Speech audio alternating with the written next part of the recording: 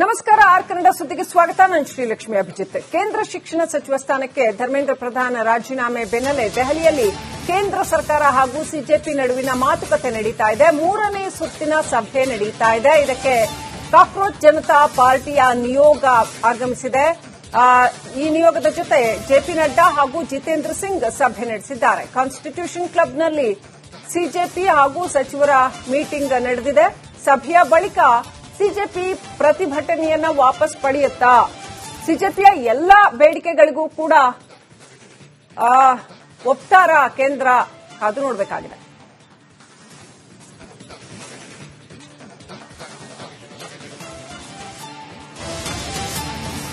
ಪ್ರಧಾನ್ ರಾಜೀನಾಮೆ ಬಳಿಕ ಸಿಜೆಪಿ ಹೊಸ ವರಸೆ ಶುರು ಮಾಡಿಕೊಂಡಿದೆ.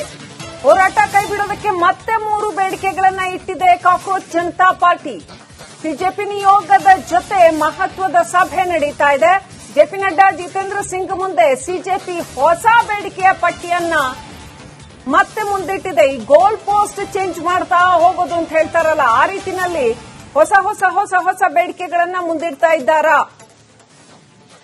ನಿನ್ನೆ ಕೇವಲ 3 ಬೇಡಿಕೆಗಳನ್ನ ಇಟ್ಟಿತ್ತು ಕಾಕ್ರೋಚ್ ಜನತಾ ಪಾರ್ಟಿ. ಧರ್ಮೇಂದ್ರ ಪ್ರಧಾನ್ ರಾಜೀನಾಮೆ ಕೊಡಬೇಕು ಮತ್ತು ಏನು ಈ ವಿಚಾರದಲ್ಲಿ ಆತ್ಮಹತ್ಯೆ ಮಾಡಿಕೊಂಡಂತಹ ಆ ವಿದ್ಯಾರ್ಥಿಗಳಿಗೆ ಪರಿಹಾರ ಧನ ಕೊಡಬೇಕು ಅವರ ಕುಟುಂಬಕ್ಕೆ, ಮತ್ತು ಈಗ ಏನು ಎಫ್ಐಆರ್ಗಳು ದಾಖಲಾಗಿದ್ದಾವೆ ವಿದ್ಯಾರ್ಥಿಗಳ ವಿರುದ್ಧ, ಅದನ್ನ ಪರಿಗಣಿಸಬಾರದು ಅನ್ನುವಂತಹ ಬೇಡಿಕೆಗಳನ್ನ ಇಟ್ಟಿತ್ತು. ಈಗ ಇನ್ನೂ 3 ಬೇಡಿಕೆಗಳನ್ನ ಇಟ್ಟಿದೆ ಅಂತ ಹೇಳಲಾಗ್ತಾ ಇದೆ. ಕಾಕ್ರೋಚ್ ಜನತಾ ಪಾರ್ಟಿ ಸಭೆ ನಡೀತಾ ಇದೆ. ಸಿಜೆಪಿಯ 3ನೇ ಬೇಡಿಕೆಯನ್ನ ಕೇಂದ್ರ ಸರ್ಕಾರ ಒಪ್ಪಿಲ್ಲ. ವಿದ್ಯಾರ್ಥಿಗಳ ಮೇಲಿನ ಎಫ್ಐಆರ್ ಅನ್ನ ಕೈಬಿಡುವಂತೆ ಸಿಜೆಪಿ ಬೇಡಿಕೆ ಇಟ್ಟಿತ್ತು. ಆ ಬೇಡಿಕೆಯನ್ನ ಕೇಂದ್ರ ಸರ್ಕಾರ ನಿರಾಕರಿಸಿದೆ. ಪೊಲೀಸರ ಮೇಲೆ ದಾಳಿ ಮಾಡಿದವರಿಗೆ ಶಿಕ್ಷೆ ಫಿಕ್ಸ್ ಅಂತ ಕೇಂದ್ರ ಸರ್ಕಾರ ಖಡಕ್ ಆಗಿ ಹೇಳಿದೆ. ದಾಳಿ ಮಾಡಿದವರ ಮೇಲಿನ ಕೇಸನ್ನ ವಾಪಸ್ ಪಡೆಯಲ್ಲ ಅಂತ ಕೇಂದ್ರ ಹೇಳಿದೆ. ಸಿಜೆಪಿ ನಾಯಕರ ಮನವಿಗೆ ಕೇಂದ್ರ ಸರ್ಕಾರ ಒಪ್ಪಿಲ್ಲ. ಎಫ್ಐಆರ್ಗಳು ಏನು ರಿಜಿಸ್ಟರ್ ಆಗಿದ್ದಾವೆ ಅನೇಕರ ವಿರುದ್ಧ, ವಿದ್ಯಾರ್ಥಿಗಳು ಅಂತ ಹೇಳಿಕೊಂಡವರು ಮತ್ತು ಒಂದಷ್ಟು ಮಂದಿ ವಿದ್ಯಾರ್ಥಿಗಳು ಸೋಗಿನಲ್ಲಿದ್ದವರು, ಇವರೆಲ್ಲರ ವಿರುದ್ಧ ಎಫ್ಐಆರ್ ಅನ್ನ ಸಾರಾಸಗಟಾಗಿ ವಾಪಸ್ ಪಡಿಬೇಕು ಅನ್ನೋದು ಸಿಜೆಪಿಯ ಆಗ್ರಹ ಆಗಿದೆ, ಬೇಡಿಕೆ ಆಗಿದೆ. ಇದಕ್ಕೆ ಕೇಂದ್ರ ಸರ್ಕಾರ ಒಪ್ಪಿಲ್ಲ. ಪೊಲೀಸರ ಮೇಲೆ ದಾಳಿ ಮಾಡಿದಂತವರ ವಿರುದ್ಧದ ಎಫ್ಐಆರ್ಗಳನ್ನು ವಾಪಸ್ ಪಡೆಯೋದಿಲ್ಲ ಅಂತ ಈ ವಿಚಾರಕ್ಕೆ ಸಂಬಂಧಪಟ್ಟಂತೆ ಖಡಕ್ ನಿಲುವು ತಳೆದಿದೆ. ದೆಹಲಿಯಲ್ಲಿ ಎಂದಿನಂತೆ ಮೆಟ್ರೋ ಸಂಚಾರ ಪುನರಾರಂಭ ಮಾಡಲಾಗಿದೆ. ಪ್ರತಿಭಟನೆಯ ಹಿನ್ನೆಲೆಯಲ್ಲಿ ಸುಮಾರು 18 ಮೆಟ್ರೋ ನಿಲ್ದಾಣಗಳನ್ನು ಸ್ಥಗಿತ ಮಾಡಲಾಗಿತ್ತು. 18 ಮೆಟ್ರೋ ನಿಲ್ದಾಣಗಳು ಬಂದ್ ಆಗಿದ್ವು. ಈಗ ಅವುಗಳನ್ನು ಓಪನ್ ಮಾಡಲಾಗಿದೆ. ಸಹಜ ಸ್ಥಿತಿಗೆ ರಾಷ್ಟ್ರ ರಾಜಧಾನಿ ಮರಳುತ್ತಾ ಇದೆ.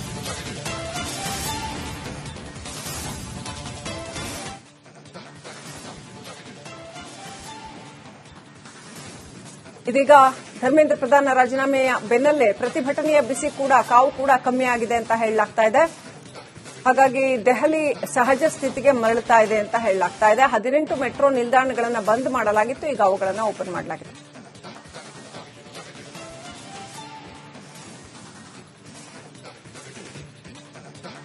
ಧರ್ಮೇಂದ್ರ ಪ್ರಧಾನ್ ರಾಜೀನಾಮೆ ಬೆನ್ನಲ್ಲೇ ಕಾಂಗ್ರೆಸ್ ಮತ್ತೊಂದು ಖ್ಯಾತೆ ತೆಗೆದಿದೆ. ಮೋದಿ, ಅಮಿತ್ ಶಾ ರಾಜೀನಾಮೆಗೆ ಕಾಂಗ್ರೆಸ್ ಪಟ್ಟು ಹಿಡಿದಿದೆ. ಬೆಂಗಳೂರಿನಲ್ಲಿ ಕೆಪಿಸಿಸಿ ಅಧ್ಯಕ್ಷ ಬಿಕೆ ಹರಿಪ್ರಸಾದ್ ಆಗ್ರಹ ವ್ಯಕ್ತಪಡಿಸಿದ್ದಾರೆ.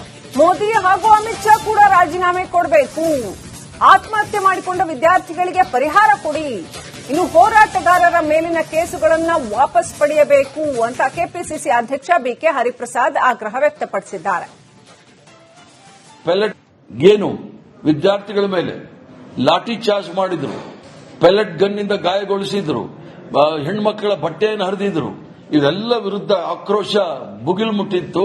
ಆದ್ರಿಂದ ವಿಧಿ ಇಲ್ಲದೆ ಧರ್ಮೇಂದ್ರ ಪ್ರಧಾನ್ ಅವರು ರಾಜೀನಾಮೆ ಕೊಡಬೇಕಾಯ್ತು. ಧರ್ಮೇಂದ್ರ ಏನೋ ರಾಜೀನಾಮೆ ಕೊಟ್ಟಿದ್ದಾರೆ, ಪ್ರಧಾನ ಇನ್ನೂ ರಾಜೀನಾಮೆ ಕೊಟ್ಟಿಲ್ಲ. ಮಕ್ಕಳ ಮೇಲೆ ಆಗಿರತಕ್ಕಂಥ ದೌರ್ಜನ್ಯ ಗೃಹ ಸಚಿವರಿಂದ ಆಗಿದೆ. ಅಮಿತ್ ಶಾ ಅವರು ಸಹ ರಾಜೀನಾಮೆ ಕೊಡಬೇಕು. ಏನು ವಿದ್ಯಾರ್ಥಿಗಳ ಮೇಲೆ ಲಾಠಿ ಚಾರ್ಜ್ ಮಾಡಿದ್ರು, ಪೆಲೆಟ್ ಗನ್ನಿಂದ ಗಾಯಗೊಳಿಸಿದ್ರು, ಹೆಣ್ಮಕ್ಕಳ ಬಟ್ಟೆಯನ್ನು ಹರಿದಿದ್ರು, ಇವೆಲ್ಲ ವಿರುದ್ಧ ಆಕ್ರೋಶ ಭುಗಿಲು ಮುಟ್ಟಿತ್ತು. ಆದ್ರಿಂದ ವಿಧಿ ಇಲ್ಲದೆ ಧರ್ಮೇಂದ್ರ ಪ್ರಧಾನ್ ಅವರು ರಾಜೀನಾಮೆ ಕೊಡಬೇಕಾಯ್ತು. ಕೊಲೆ ಕೇಸ್ ದಾಖಲಿಸಬೇಕು ಅಂತ ಕೇಂದ್ರ ಸರ್ಕಾರಕ್ಕೆ ಅಫ್ಸರ್ ಕೊಡ್ಲಿಪೇಟೆ ಆಗ್ರಹ ವ್ಯಕ್ತಪಡಿಸಿದ್ದಾರೆ. ಕೊಲೆ ಪ್ರಕರಣ ದಾಖಲಿಸಿ ಅವರಿಗೆ ಶಿಕ್ಷೆ ಆಗಬೇಕು ಅಂತ ದಾವಣಗೆರೆಯಲ್ಲಿ ಅಫ್ಸರ್ ಕೊಡ್ಲಿಪೇಟೆ ಒತ್ತಾಯಿಸಿದ್ದಾರೆ. ರಾಜೀನಾಮೆಯಿಂದ ಒಂದಷ್ಟು ಪ್ರತಿಭಟನಾಕಾರರು ಸಂತೃಪ್ತರಾಗಿಲ್ಲ. 25 ವಿದ್ಯಾರ್ಥಿಗಳನ್ನ ಆತ್ಮಹತ್ಯೆಯ ಹೆಸರಲ್ಲಿ ಕೊಲೆ ಮಾಡಲಾಗಿದೆ ಅಂತ ಆರೋಪ ಹೊರಿಸ್ತಾ ಇದ್ದಾರೆ. ಕೇಂದ್ರ ಸರ್ಕಾರವೇ ಅವರ ಕೊಲೆ ಮಾಡಿದೆ ಅಂತ ಆರೋಪ ಹೊರಿಸ್ತಾ ಇದ್ದಾರೆ. ಕೇಂದ್ರ ಸರ್ಕಾರದ ಮೇಲೆ ಕೊಲೆ ಆರೋಪ ಮಾಡಿದ್ದಾರೆ ಅಫ್ಸರ್ ಕೊಡ್ಲಿಪೇಟೆ. ದಾವಣಗೆರೆಯಲ್ಲಿ ಅಫ್ಸರ್ ಕೊಡ್ಲಿಪೇಟೆ ಮತ್ತು ಬೆಂಬಲಿಗರು ಈ ನೀಟ್ ವಿಚಾರದಲ್ಲಿ ಪ್ರತಿಭಟನೆಯನ್ನ ಮಾಡಿದ್ರು ಕೇಂದ್ರ ಸರ್ಕಾರದ ವಿರುದ್ಧ.